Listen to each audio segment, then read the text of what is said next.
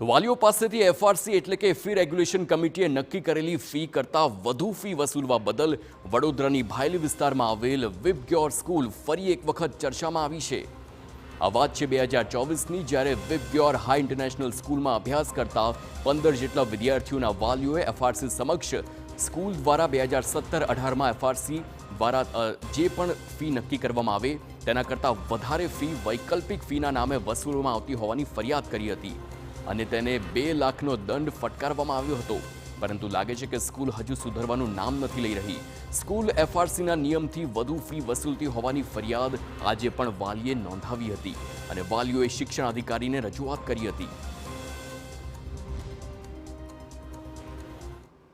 Do office में हमने फरवरी ending में हमने रिक्वेस्ट की थी, तो बट अभी 5 डेज़ बचा है स्कूल के ओपनिंग के लिए, तो भी अभी तक कोई एक्शन नहीं हो रहा है। स्कूल में जाके एफआरसी की फ़ीस अगर अप्लाई कर रहे हैं तो वो स्कूल ना बोल रही है कि हम एफआरसी से नहीं लेंगे। अभी मुझे समझ नहीं आ रहा कि 1 तारीख से स्कूल ओपन हो रहा है, बच्चों के हाथ में किट नहीं है, तो फ्यूचर क्या होगा मेरे बच्चों का। જ્યારે ગવર્મેન્ટે એફઆરસી લાગુ કર્યું છે અને ગવર્મેન્ટ એજન્સીઓ જો એ લાગુ કરવામાં ફેલ થતા હોય તો એમનો પ્રોબ્લેમ છે। એ વાલીઓની આંખ મીચોળી રમે, સ્કૂલની ફેવરમાં રમે, એ લોકોનો પ્રોબ્લેમ છે। આજે જ્યારે સ્કૂલે આવી એક નોટિસ આપી છે ધમકી ભરી વાલીઓને, તો એની સામે બી કોઈને કોઈ કરવા તૈયાર જ નથી। તેનો મતલબ શું છે કે સ્કૂલ કાયદાની ઉપર છે।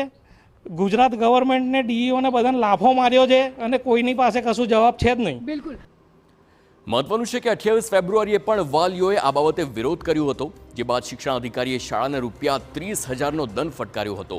જો કે શાળાની મનમાની ચાલુ રહેતા ફરી વિરોધના સૂર ઉઠ્યા છે। જો કે ડીઈઓએ કહ્યું કે શાળા નહીં માને તો સ્કૂલનું એફિલિએશન રદ કરવામાં આવશે અને અમે વાલીઓના હિતમાં જ નિર્ણય લઈશું।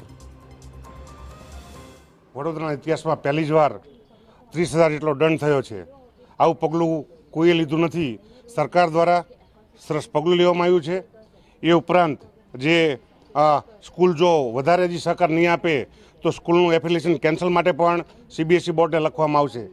અત્રેથી અમારી સત્તામાં, અમારી જે પાવરમાં છે એ તમામ પ્રયત્નો વાલીઓની સાથે રહીને વાલીઓના હિતમાં કરવામાં આવશે।